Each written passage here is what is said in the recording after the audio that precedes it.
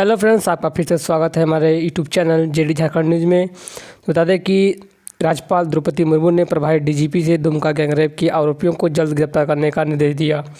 राज्य में लगातार हो रहा बलात्कार की घटना पर चिंता जताई गई। प्रभारी डीजीपी ने भययुक्त माहौल बनाने का भी निर्देश दिया गया है। राज्य के प्रभारी डीजीपी एमपी राव सोमवार को राजभवन पहुंचे। यहाँ उन्होंने राज्यपाल द्रौपदी मुर्मू से मुलाकात की और राज्य में कानून व्यवस्था की जानकारी दी। इस दौरान राज्यपाल ने राज्य में लगातार हो रही रेप की घटनाओं पर चिंता जताई। उन्होंने कहा कि राज्य में भय मुक्त वातावरण हो ताकि सभी लोग खुद को सुरक्षित महसूस कर सकें। 10वीं 12वीं परीक्षा के लिए सवाल तैयार हो चुके हैं। इंटर में 40% ऑब्जेक्टिव प्रश्न होंगे। मैट्रिक में इंटरनल असेसमेंट के 10 अंक के सवाल भी पूछे जाएंगे। बता दें कि 2021 में होने वाली मैट्रिक और इंटर की परीक्षा के लिए सवालों का खाका तैयार कर लिया गया है। कोविड-19 के मद्देनजर इस बार छात्रों को कई सहूलियत दी जा रही है। झारखंड एकेडमिक काउंसिल जैक की ओर से मैट्रिक में इस बार छात्रों की उपस्थिति को आधार बनाकर इंटरनल असेसमेंट में छात्रों का अंक न कटे, इसलिए इसे 10 अंक का ही बनाया गया है। बाकी के 10 अंक को मल्टीपल चॉइस क्वेश्चन में जोड़ दिया गया है। तो बता दें कि मौसम के हाल से रांची के न्यूनतम तापमान समान रहेगा, पर अधिकतम तापमान में बढ़ने की संभावना हो सकती है। सुबह से धूप हल्की मुल्की दिखने को मिली है, लेकिन शाम समय बारिश होने की अनुमान लगाया जा रहा है।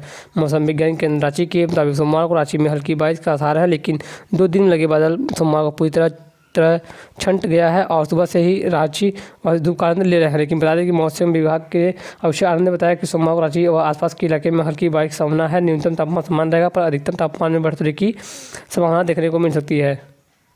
तो एक खबर निकल आ रही है झारखंड शिक्षा विभाग से। झारखंड में अगले सत्र से निःशक्तों के लिए खुलेंगे 8 आवासीय स्कूल। संविदा पर बहाल होंगे शिक्षक। किताब कॉपियों और अन्य शिक्षण सामग्री भी मुफ्त मिलने की बात कही जा रही है।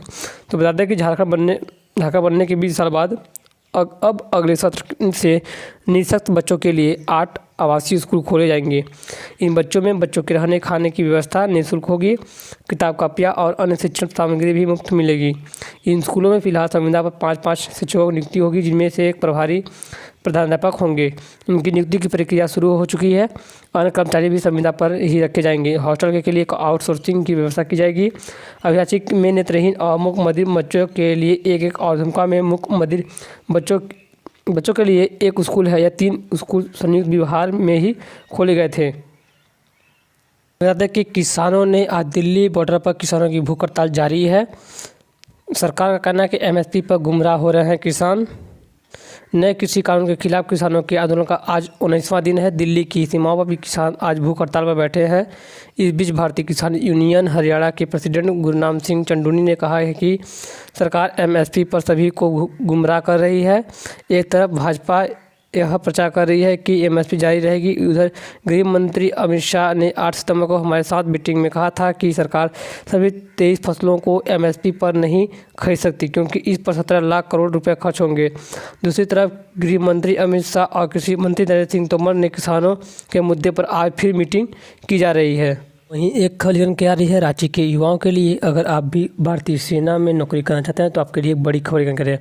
मतलब कि भारतीय सेना में नौकरी का सुनहरा मौका मिल रहा है। रांची में आयोजित होगी आर्मी भर्ती रैली। तो बता दें कि 9 युवकों के लिए सुनहरा मौका देने जा रहा है। झारखंड की राजधानी रांची में आर्मी भर्ती रैली आयोजित की जानी है।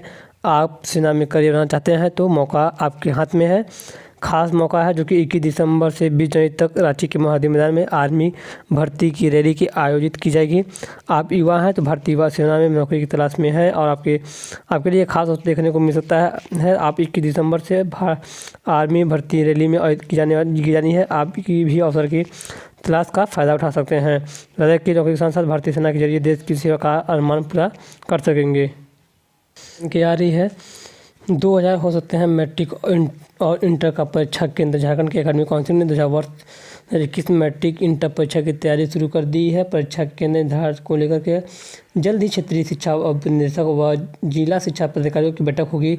बैठक में परीक्षा के निर्धारण को लेकर पर विचार विमर्श किया जाएगा। मैट्रिक और इंटर की परीक्षा को लेकर अब तक लगभग 1000 परीक्षा केंद्र बनाया जाता था, परंतु कोविड-19 के कारण वर्ष 2021 की परीक्षा के लिए मैट्रिक इंटर की परीक्षा में एक बेंच पर 2 विद्यार्थी बैठते थे, परंतु कोविड-19 से बचाव को लेकर जारी दिशा निर्देश में अनुरूप एक बेंच में एक परीक्षार्थी ही बैठ सकेंगे। ऐसे में परीक्षा केंद्रों की संख्या भी दोगुनी हो सकती है।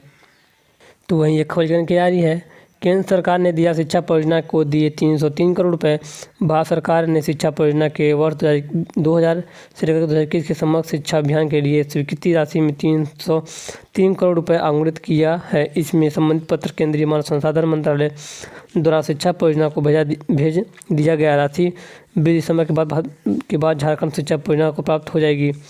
राशि प्राप्त होने के बाद स्कूलों को वर्ष 2020-2021 के लिए अनुदान राशि दी जाएगी। स्कूलों का अधिकतम 1 लाख रुपए तक अनुदान मिलेगा। इसके अलावा पारा शिक्षक बीआरपी सीआरपी के नवंबर माह के मानदेय का भुगतान भी किया जाएगा। तो वहीं एक खबरी जानकारी है, पारा शिक्षकों को लेकर के मांगे पूरी नहीं हुई तो फिर आंदोलन करेंगे पारा शिक्षक। 21 पारा शिक्षक संघर्ष मोर्चा ने राज्य सरकार के 1 वर्ष पूरा होने के पूर्व स्थायीकरण की प्रक्रिया पूरी करने की मांग की है। मोर्चा के संजय दुबे ने कहा कि जून में ही शिक्षा मंत्री की अध्यक्षता में गठित उच्च स्तरीय कमेटी ने पारा शिक्षकों के स्थायीकरण व वेतन मांग पर सहमति दी थी। इसके बाद इस मामले को लेकर के महाधिवक्ता से भी राय ली गई। ऐसे में अगर दिसंबर अंत तक पारा शिक्षकों की मांग पूरी नहीं की गई तो नए साल में पारा शिक्षक आंदोलन करेंगे। उन्होंने कहा कि इस संबंध में जल्द ही मोर्चा की बैठक होगी, इसमें आगे की रणनीति तय की जाएगी। साथ ही मोर्चा ने राज्य के अप्रशिक्षित पारा शिक्षकों को 19 माह से लंबित मानदेय भुगतान की भी मांग की है। तो वहीं बता दें कि जनवरी में होगी लॉ प्रवेश परीक्षा, जल्द तिथि होगी घोषित। बीसीआई ने एक साल के लिए बढ़ाई है मान्यता। बता दें कि कोऑपरेटिव लॉ कॉलेज में LLB में नामांकन के लिए प्रवेश परीक्षा जनवरी में आयोजित होगी। नामांकन प्रक्रिया शुरू करने के लिए कॉलेज प्रशासन की ओर से विश्वविद्यालय को पत्र लिखा गया था। इसके बाद विश्वविद्यालय ने तैयारी शुरू कर दी है। पिछले साल की तरह इस बार भी परीक्षा के आधार पर ही एडमिशन लिया जाएगा। तो वहीं एक खबर लेकर के आ रही है, जिला पुलिस के सफल अभ्यर्थी आज सीएम से करेंगे दूसरी मेधा सूची जारी करने की मांग को लेकर के मोरहाबादी मैदान में धरना पर बैठे जिला पुलिस के सफल अभ्यर्थियों का एक प्रतिनिधिमंडल सोमवार को सीएम हाउस में जाकर अपनी बात रखेगा और एक ज्ञापन सौंप देगा। उक्त जानकारी गिरिडीह जिला से जिला पुलिस के सफल अभ्यर्थी दीपक कुमार ने दी है।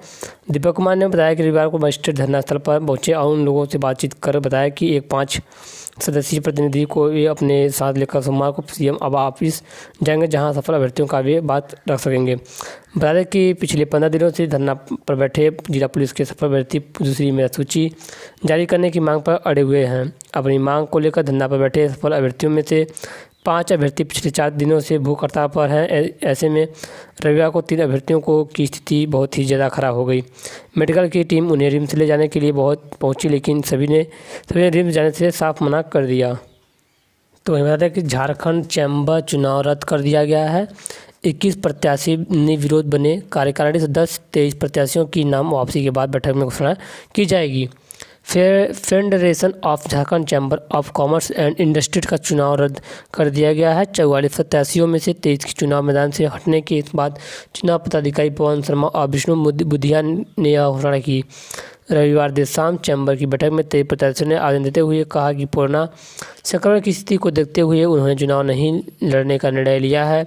विष्णु बुधिया ने बताया कि आवेदन को स्वीकार करते हुए 20 दिसंबर को होने वाला चुनाव रद्द कर दिया गया है। अब 21 सदस्य ही मैदान में बचे हैं, जो सर्वसम्मति से अगले सत्र के लिए निर्विरोध ढंग से कार्यकारिणी सदस्य चुन लिए गए हैं। 19 दिसंबर को होने वाली चैम्बर की आमसभा के बाद अध्यक्ष उपाध्यक्ष समेत अन्य पदाधिकारियों का भी चयन किया जाएगा। मनरेगा कर्मियों की EPF कटौती पर जवाब तैयार करने में जुटा ग्रामीण विकास विभाग।